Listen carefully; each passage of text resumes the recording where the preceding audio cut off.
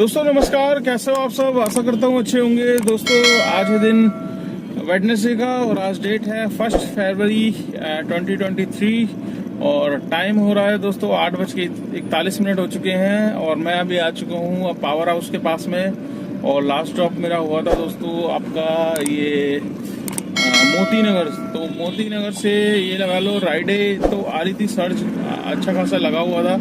और वही है कि जाना है द्वारका, तो लोकेशन द्वारका की लगी हुई दे रहा है, गुड़गांव, ठीक है।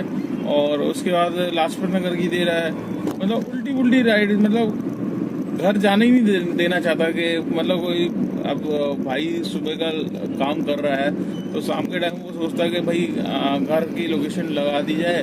और वैसे ही ऊबर का आपको पता है सॉफ्टवेयर का हिसाब किताब, तब भी ड्राइवर है सोचता है 2 घंटे पहले। तो मैंने भी लगाई हुई थी पर वही करते करते आया है वहाँ तक मोती नगर। उसके बाद फिर राइड जिसने देना मतलब बहुत ही सारी स्किप करनी पड़ रही थी। फिर मैंने सोचा यार ज़्यादा स्किप राइड करूँगा तो एक्सेप्टेंस रेट डाउन होगा। फिर एक्सेप्टेंस रेट डाउन होगा तो फिर आपके प्रोफाइल पे फर्क पड़ेगा और प्रोफाइल आपके फिर बुकिंग्स वगैरह पे फिर इफेक्ट पड़ता ही है। बुकिंग्स कम आना स्टार्ट होती है तो इसकी वजह से मैंने कर दिया रिवाइज को बंद। तो मैं वहाँ से धीरे धीरे चलते चलते आ गया यहाँ पर।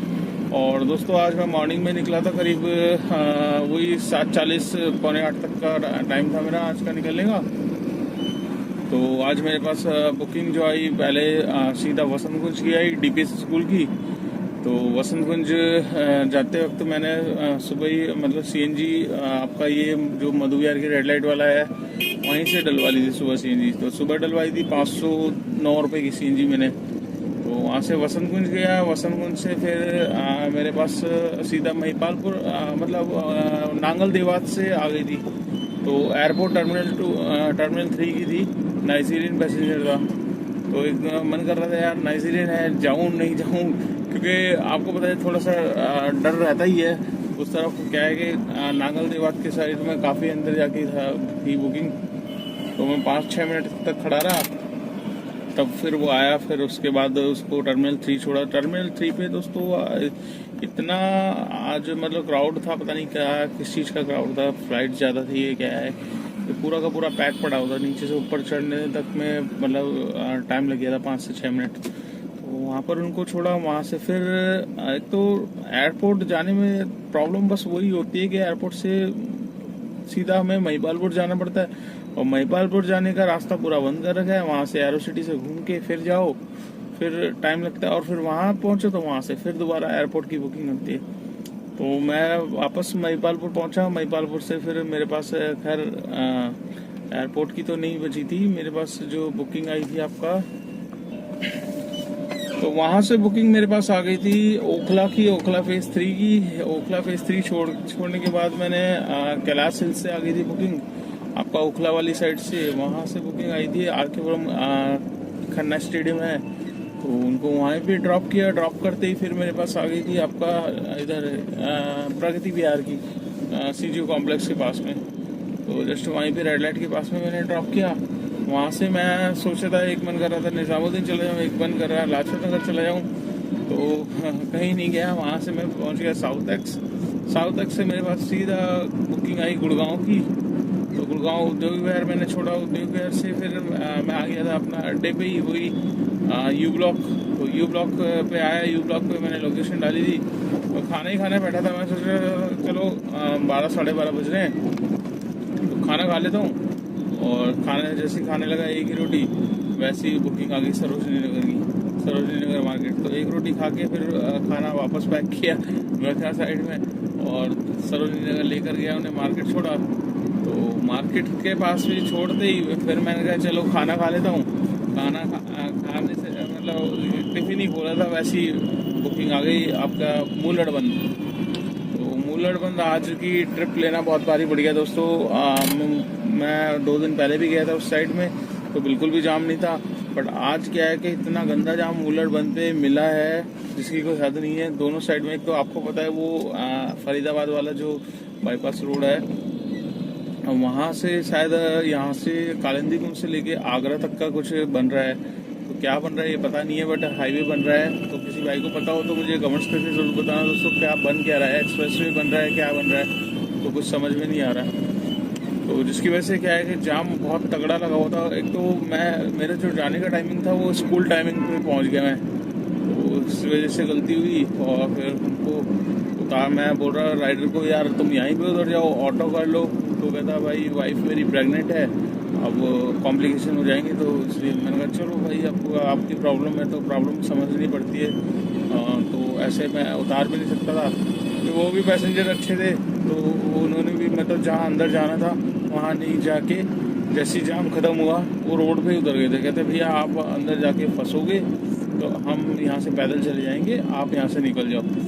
तो कई कस्टमर होते हैं जो राइडर होते हैं जो अच्छे होते हैं और समझते हैं ड्राइवर की प्रॉब्लम को, कि ड्राइवर की टाइम को भी समझते हैं। अब उन्होंने देखा होगा यार इस भाई का ऑलरेडी इतना टाइम ख़राब हो गया, क्योंकि जितना टाइम ये लगा लो वहाँ से सरोजनी नगर से उधर लाने में नहीं लगा, उतना वेट करने में लग गया। तो आधा घंटा कम से कम एक ही जगह पे खड़ा रहा।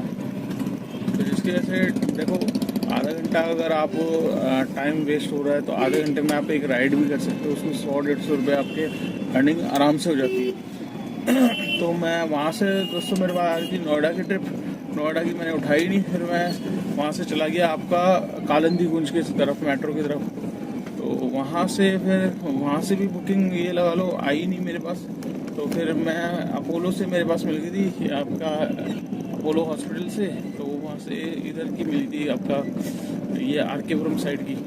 तो आरकेपुरम मैंने ड्रॉप किया, आरकेपुरम के बाद फिर मैंने लगा दी थी लोकेशन। तो शाम का टाइम हो ही रहा था, फिर मेरे पास आ गई थी आपका इधर रानी बाग की। तो रानी बाग से छोड़ता हुआ फिर मोती नगर से फिर सीधा खाली। तो ये दोस्तों वो होता है, मतलब जब आप चाहो ट्रिप से तो लंबी आ नहीं रही है, दिल्ली में घुमाया जा रहा है। तो इसीलिए छोटी ट्रिपें करके आज आया हूँ। तो दोस्तों ये तो डेली का रूटीन है हमारा, और कहाँ जाते हैं आप भी सोच रहे होंगे महेश भाई डेली अपने ब्लॉग में ये सब चीजें बताते हैं कि कहाँ पहुंचे। तो अपना एक्सपीरियंस शेयर करता हूँ कहाँ गया। नए भाइयों के लिए थोड़ा सा नॉलेजेबल हो जाता है कि किस लोकेशन पे जाना चाहिए, किस लोकेशन पे, जैसे कि मैंने कल का ब्लॉग में बताया था कि कौन सी लोकेशन पे बेस्ट है जाना, बेटर रहता है या नहीं रहता। तो दोस्तों आज हम बात करेंगे एक और ड्राइवर भाई के बारे में, और एक भाई का कमेंट्स आया था। मैं मोस्टली कोशिश करता हूं कि अपने ब्लॉग में किसी ना किसी भाई के कमेंट्स का आंसर करूं, जिससे क्या है कि उस कमेंट्स का आंसर का सभी भाई देख सके और सभी भाई को पता चल सके, और खासकर उन भाइयों को जो इस लाइन में नए आना चाहते हैं और आने के बारे में सोच रहे हैं। तो क्या है कमेंट्स इस भाई का, यहाँ पर देख सकते हैं। यहाँ पर एक भाई ने कमेंट्स लिखा है, भैया अर्टिगा गाड़ी लेने की सोच चुका हूँ, ठीक है। अर्टिगा गाड़ी लेनी है, 4 लाख डाउन पेमेंट करनी है, तो मुझे लेनी चाहिए या नहीं लेनी चाहिए। तो इनका कमेंट सिर्फ यही है। अब इन भाई से मैं ये पूछना चाहता हूँ कि अब भैया अगर आप वीडियो देख रहे हो मेरी, तो सबसे पहले आपको ये सोचना है कि आप इतनी बड़ी गाड़ी क्यों लेना चाह रहे हो। देखिए फर्स्ट ऑफ ऑल, अगर आप ओला उबर के बिहाफ पे लेना चाह रहे हो तो बिल्कुल मत लेना, लाखों रुपए फंस जाएंगे, लाखों क्या बहुत ज्यादा ही फंस जाएंगे भैया। 14 लाख मतलब 9 तो वैसी पड़ रही है, 9-10 की, और इंटरेस्ट लगा के आपको 13-14 आराम से पड़ जाएगी। और इतना काम अर्टिगा में है नहीं, ठीक है। ओला उबर पे तो नहीं है काम। ओला उबर में के अलावा अगर आप किसी आपका फिक्स रूट पे लगानी है या कहीं आउट स्टेशन की बुकिंग्स भी करनी है, टैक्सी स्टैंड से टाई अप किया हुआ है आपने, या आपको इतना लग रहा है कि भाई मैं ओला उबर के अलावा भी अपनी गाड़ी का सब कुछ हटाउट होकर किस्त भी निकालूंगा और बच भी जाएगा, तो आप डेफिनेटली ले सकते हैं। बट अगर आप नए हो और आप सोच रहे हो कि ओला उबर के भरोसे ली जाए, तो बिल्कुल मत लेना दोस्तों। ये आपकी सबसे बड़ी गलती होगी, और काफी भाई ये गलती कर चुके हैं। तो मैं इसीलिए अपनी वीडियो में सभी भाइयों को बताता हूँ कि भैया हर चीज मतलब सुनने से नहीं होती, उसका एक्सपीरियंस लिया जाता है। तो हमें दूसरों का काम देख के ऐसे नहीं करना कि फटाफट गाड़ी बुक कर देनी है। तो सबसे पहले जैसे कि आप समझ नहीं सकते हो मैं क्या बोलना चाह रहा हूँ, वही चीज मैं रिपीटेड बोलता हूँ हर भाई को, कि सबसे पहले आपको एक्सपीरियंस लेना है। किसी की गाड़ी लेके चला लो, आपको खुद पता चल जाएगा कि हाँ इस लाइन में काम है कि नहीं। अगर अर्टिगा लेनी है तो अर्टिगा ही लेकर चला के देखो, और 10-15 दिन ठेके पे भी मिल जाती है गाड़ियाँ, ऐसी बात नहीं है। या सबसे बड़ी बात, आपको एयरपोर्ट साइड जाओ, एयरपोर्ट में इतनी अर्टिगा वाले टैक्सी वाले मिलेंगे। गुड़गांव अगर जाते हो, गुड़गांव में काफी टैक्सी वाले मिलेंगे। तो आप 10 बंदों से पूछो, 15 से पूछो, 50 से पूछो, वो अपना आपको सही एक्सपीरियंस, तब जाके आप सबकी बातें सुन के तब आप डिसाइड कर सकते हो। और ये सब तो वो हो गई कि हमने एक्सपीरियंस किया। और सबसे बड़ी बात होती है कि खुद चला के देखना। अगर आप खुद किसी की हफ्ते भर भी चला के देख लोगे तो आपको पता चल जाएगा कि आप कितने कैपेबल हो, कितना आप कर सकते हो काम।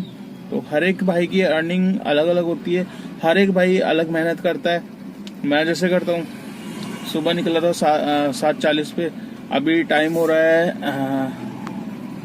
आपका 9 बज गए तकरीबन।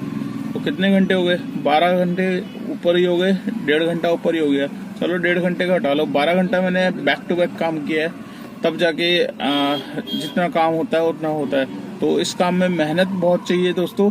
तो सबसे पहले मैं उन भाई को यही बोलना चाह रहा हूँ कि अगर आपकी कोई जान पहचान का है, अगर आउटसाइड का काम कर सकते हो, आप कहीं टाई अप है, तो ही आप गाड़ी लेना, अदरवाइज मत लेना। क्योंकि लोगे फिर आप पछताओगे और इतना एक्सपीरियंस होगा नहीं आपको इस लाइन का।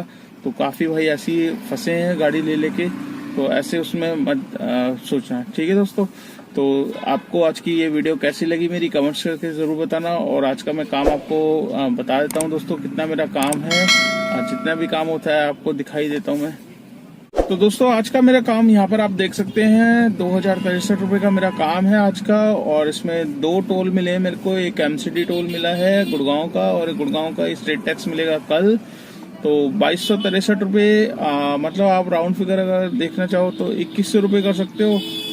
और एक सेकंड में गाड़ी साइड में लगा दो, वरना यहाँ पर है ना जाम लग गया। एक्चुअली बेटी के लिए कुछ ले रहा था खाने का आइटम, तो उसको ऑर्डर दे दिया था मैंने।